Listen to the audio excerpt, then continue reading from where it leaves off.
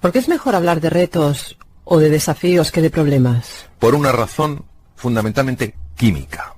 No podemos pensar que las palabras se las lleva el viento. Las palabras abren cajones emocionales y esos cajones emocionales producen o están asociados a procesos químicos que afectan a nuestra salud y afectan a nuestra eficiencia.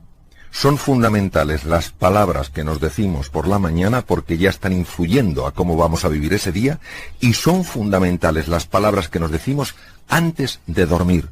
¿Por qué? Porque durante el sueño se reorganiza la memoria. No nos interesa que se reorganice la memoria alrededor de pensamientos llenos de negatividad. No nos interesa en absoluto. ¿La verdadera talla de un individuo se ve ante las dificultades?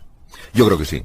Estamos viviendo momentos de mucha dificultad y en los momentos de mucha dificultad sale lo mejor y lo peor de las personas. Porque es cuando verdaderamente nos tenemos que quitar las máscaras, tenemos que entrar en contacto con nosotros mismos y preguntarnos ¿quién soy yo o quién he de ser frente a estas circunstancias? Y la verdad es que la vida y la historia nos demuestra que esto es así.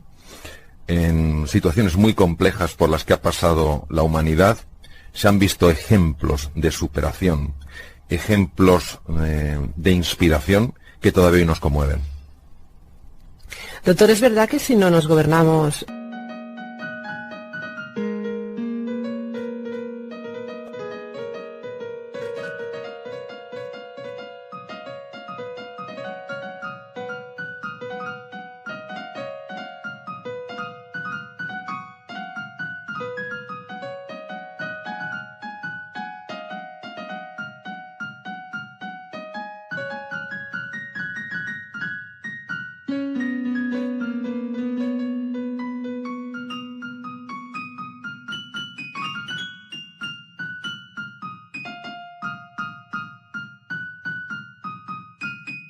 no gobernamos nuestra mente, ella nos gobernará a nosotros? La mente es un instrumento de la consciencia, cuyo anclaje está fundamentalmente en el tejido cerebral y en el tejido corporal. La mente puede ser llenada de pensamientos muy negativos, que los vamos o generando nosotros o los vamos tomando del exterior. Esos pensamientos, si no somos cautos, pueden tomar el dominio de nuestra propia percepción, de la manera en la que vemos la realidad. Si yo, por ejemplo, cuando tenía 5 años, imaginemos, alguien me dijo, no llegarás a nunca en la vida, no porque esa persona que me dijo fuera mala, sino sencillamente porque era ignorante de mis capacidades. Y me dice eso y yo me lo creo. Ese automatismo empezará a funcionar en mi mente. En cuanto tenga alguna oportunidad de tener éxito, se encargará de que haga justo lo contrario para tener éxito. Irá constantemente boicoteando mis esfuerzos. Esos automatismos son los que tenemos que gestionar. Y cuando tomamos ese esfuerzo y ese compromiso en entrenar nuestra mente, no en juzgarnos, sino en explorar qué nos está pasando, empieza a hacerse luz en la oscuridad. Eso es la conciencia. Y empezamos a darnos cuenta de la cantidad de veces en las cuales podíamos hacer cosas mucho mejores que las que hacemos. Invito a sustituir el juicio contra uno mismo por la observación de uno mismo, por la exploración, porque cuando uno se conoce, también se comprende. Los seres humanos estamos muy en el modelo de pensar que los procesos de cambio personal, que los procesos de transformación tienen que ocurrir en un instante. ¿Y qué pasa? Que no tenemos la paciencia para seguir trabajando sobre nosotros mismos, ni la confianza para aguardar que en un momento, el más inesperado, ese trabajo aparecerá. Cuando nosotros aceptamos que los procesos en el ser humano son complejos y llevan su tiempo, tenemos paciencia. ¿Qué es la paciencia? La paciencia sencillamente es adaptarse al ritmo natural de las cosas. Y la paciencia es amarga. Lo que pasa es que su fruto siempre es dulce. ¿Hasta qué punto el agradecimiento puede resultar sanador?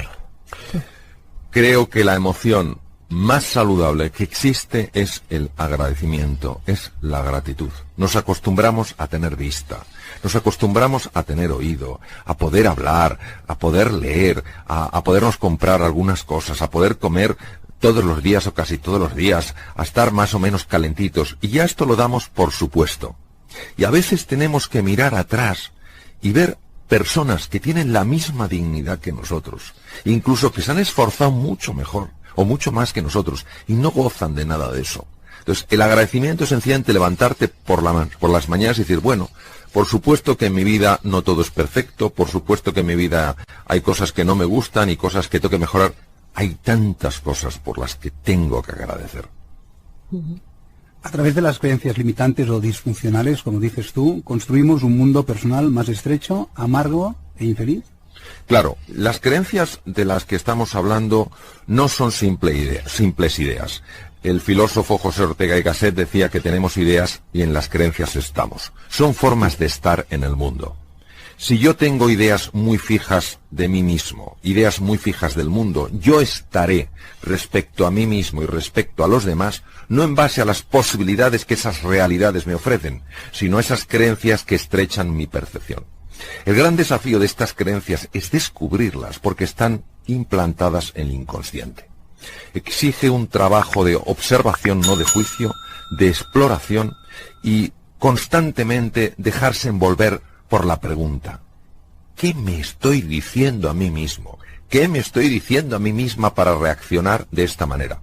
Si nos dejamos envolver por la pregunta, si tenemos paciencia, si tenemos confianza, hay una parte de nuestra mente que buscará la respuesta y de repente un día aflora la creencia y dices, anda, pero si esto es lo que yo pensaba. Y en el momento en el que la creencia disfuncional aparece, suele ser tan absurda que lo primero que te quedas es perplejo. A la vez te das cuenta de que es cierto, que eso ha estado imperando en tu vida. Y bajo la luz de la conciencia, esa oscuridad sencillamente se desvanece. ¿Qué diferencia existe entre encontrar una salida o encontrar una solución?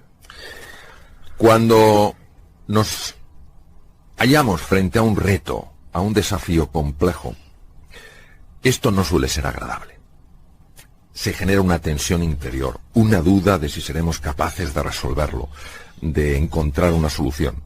Y la tendencia es a abandonar, a tirar la toalla. ¿Por qué? Porque a nadie le gusta el dolor. A nadie le gusta esta sensación de tensión. Ahora bien, cuando tú tienes un motivo fuerte, cuando tú tienes una meta poderosa, cuando estás de verdad comprometido y aguantas, sigues notando esa tensión desagradable. Pero es que ahora el cerebro se encuentra con que no le estás dando una salida fácil. Y como una de las misiones fundamentales del cerebro es protegernos del dolor, él tiene que encontrar un camino para que salgamos de ese dolor. ¿Dónde lo haya? Abriendo dos ventanas. La ventana de la inteligencia y la ventana de la creatividad. Por eso en esos momentos cuando no tiramos la toalla, antes o después se abre una puerta. ¿Tenemos, como decía Eric Fromm, miedo a la libertad? Hay una libertad operativa. La libertad operativa es que yo haga lo que quiero hacer. Que si quiero irme de este estudio, me levante y me vaya, en lugar de sentir que no puedo porque está la puerta cerrada. Y esa libertad nos encanta. Y a veces confundimos esa libertad con ser libre. Hay otra libertad que es la libertad interior o libertad creativa. Es aquella en la que yo elijo cómo quiero responder a aquello que me ocurre en la vida. Pondré un ejemplo. Nelson Mandela estuvo 26 años encerrado en la prisión de alta seguridad de Robben Island. No tenía libertad operativa. No la tenía, no podía ir donde él quería. Él tenía que ir donde le forzaban a ir. Sin embargo, tuvo libertad creativa. ¿Por qué? Porque decidió no odiar a sus carceleros. Y por eso, cuando fue liberado y se convirtió en el presidente de la nación sudafricana, de esa extraordinaria nación, él luchó toda su vida por la reconciliación. Eso es la libertad. La libertad interior no es hacer lo que nos venga en gana, es hacer lo que en base a la ética y en base a los valores es correcto hacer. Es por eso que dices que el precio de la libertad es la vigilancia eterna, que es una Claro. frase preciosa, Claro. que citaré en algún libro seguro. Por favor, claro. Porque hay muchas seducciones, hay muchas fascinaciones en las cosas, hay muchos estímulos que de entrada nos lo prometen todo. Y es muy fácil dejarse arrastrar, es muy fácil dejarse seducir, es muy fácil dejarse fascinar.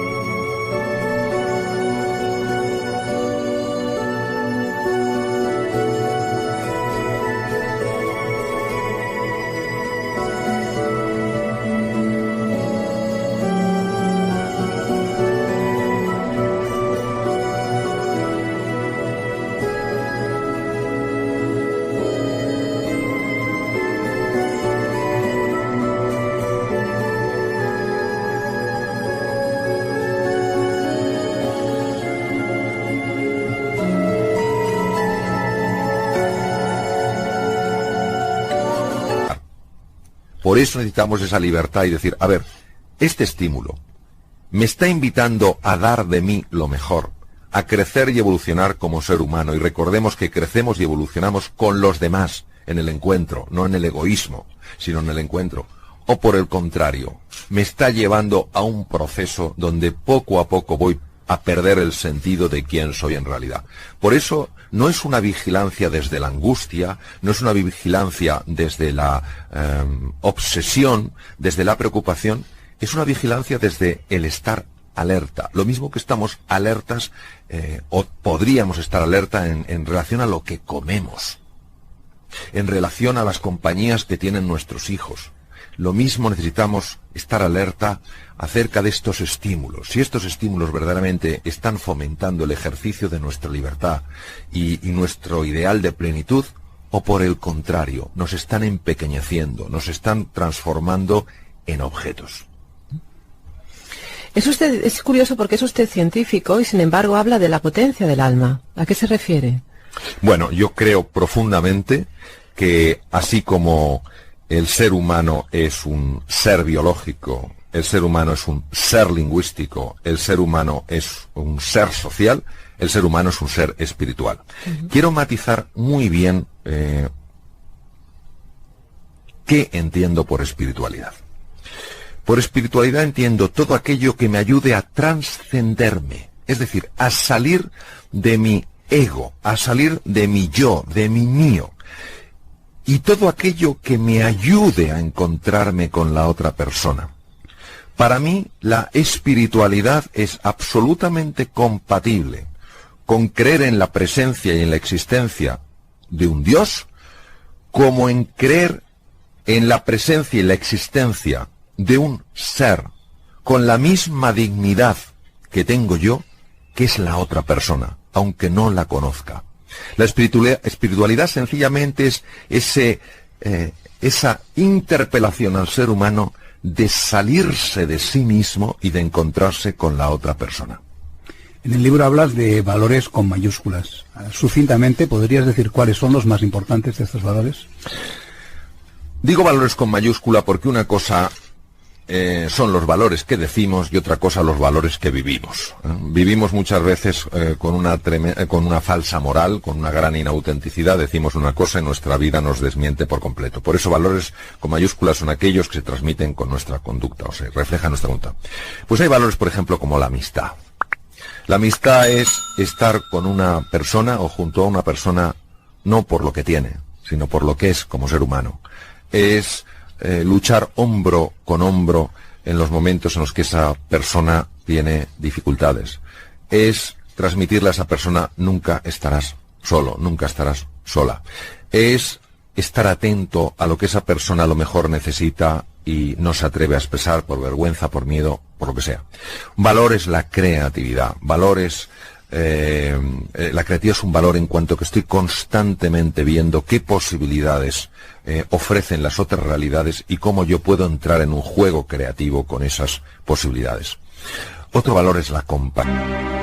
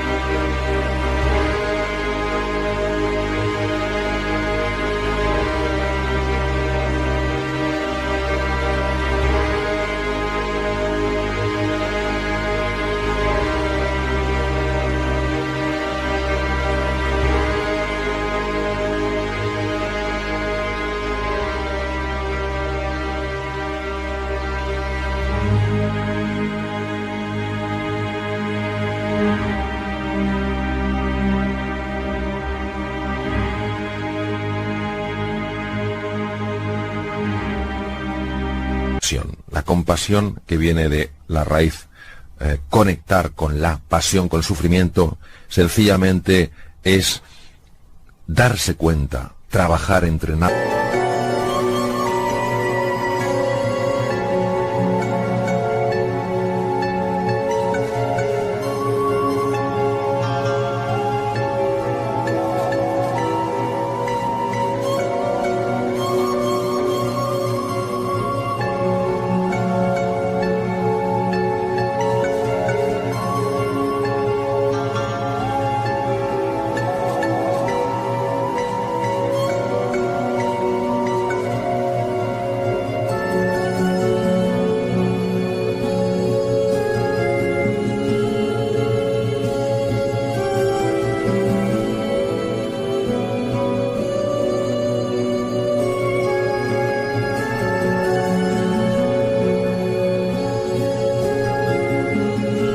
En el arte de mirar de otra manera. Y cuando una persona es agresiva con nosotros, en lugar de ver la maldad, ver el sufrimiento, ver el dolor, ver la frustración de esa persona, no para estar de acuerdo con lo que hace. La empatía no es lo mismo que la simpatía, sino para entender que desde el punto de vista de esa persona, lo que está haciendo tiene sentido para esa persona. Cuando yo puedo entender por qué una persona hace lo que hace, puedo conectar con su mundo. Si conecto con su mundo, es más fácil que ambos nos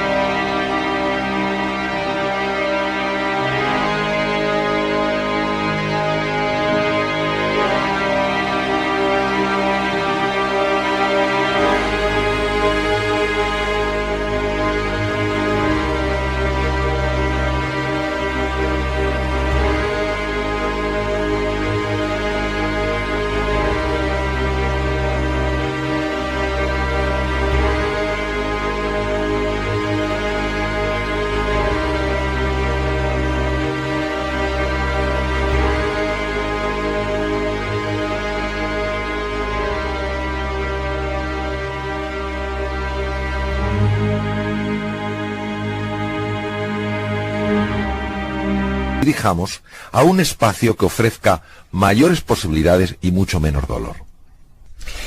Así que influye mucho el cómo nos hablamos a nosotros mismos, ¿no? Bueno, influye tanto, porque la conversación interior, cómo nos hablamos a nosotros mismos, tiene características hipnóticas. Nos mete en un estado de trance. Tiene acceso directo a nuestro inconsciente y nos moldea la percepción de la realidad. Si yo ante una realidad determinada digo, está todo hecho, ¿para qué voy a seguir intentando encontrar un camino?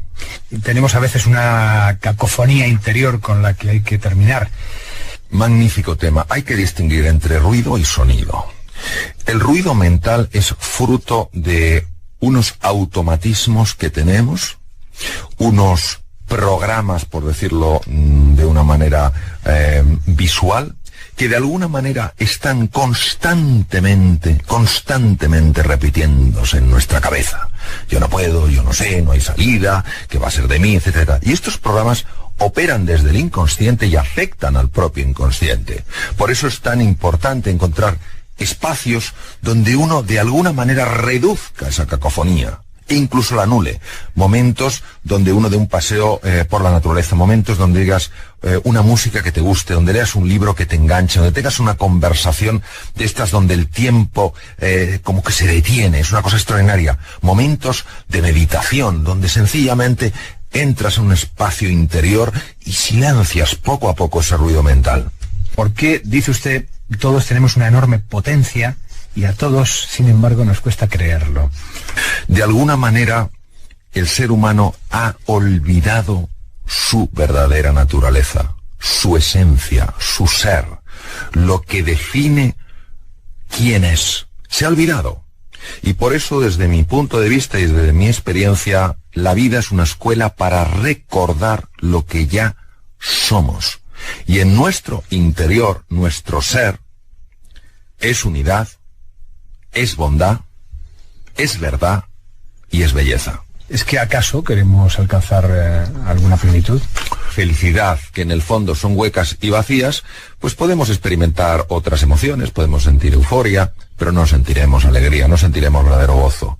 Y por eso, bueno, pues sencillamente es nuestra la decisión, por eso el ser humano es libre. Ser libre tiene una ventaja, que es que elijo yo, tiene un inconveniente. Me puedo equivocar al elegir.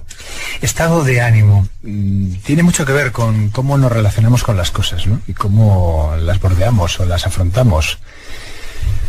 El estado de ánimo es algo escurridizo de definir. El estado de ánimo no es solamente esta sensación emocional o sentimental. El estado de ánimo es cómo estoy yo en un momento determinado. Cómo está mi cuerpo, cómo está mi mente, cómo está el conjunto de aquello que soy. Hay estados de ánimo que nos elevan a lo mejor de nosotros mismos. Cuando nosotros estamos desde esa atalaya, vemos las cosas con más claridad. Vemos posibilidades en el futuro que nos ilusionan y nos entusiasman. Nos sentimos más cerca de los demás. Somos más generosos. Somos más compasivos. Somos más comprensivos. Tenemos más energía, más creatividad, más claridad.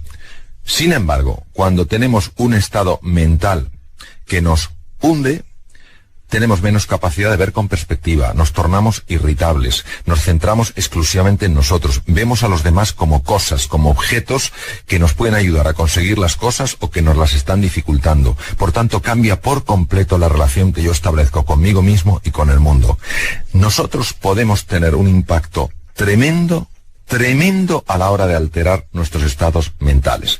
Por supuesto, las circunstancias afectan, influyen. Lo que no hacen es determinar. ¿Qué decía Víctor Hugo? Víctor Hugo, una de las cosas que dijo fue que la tragedia de las personas no es que nos vamos a morir, no es que nos vayamos a morir, es que no sabemos cómo vivir. Entonces, este saber vivir es clave. Porque cuando nosotros nos vayamos a donde nos vayamos, después de estar en este planeta azul, pues verdaderamente nos daremos cuenta de lo que es importante en la vida. Pues ¿por qué esperar a ese momento donde cambiamos de entorno, donde se abre el velo y vamos a otro sitio, el que sea?